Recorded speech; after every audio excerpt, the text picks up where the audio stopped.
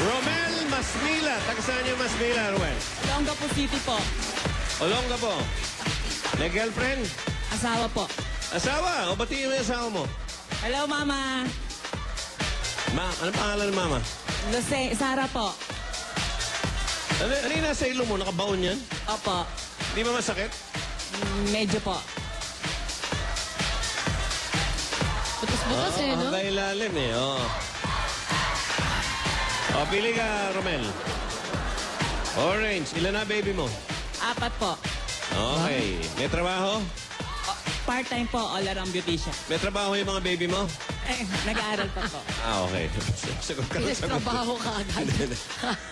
Ang orange ay tungkol sa kanta. Okay ka lang? Ang sagot mo mag-uumpisa sa letter S. S. Anong S na 5 words?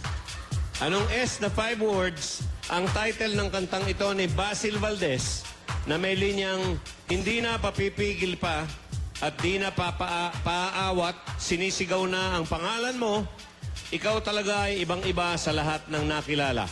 Title lang, letter S. Sana ikaw na nga. Sana ikaw na nga. Sana ikaw na nga. Okay, pwede na, no?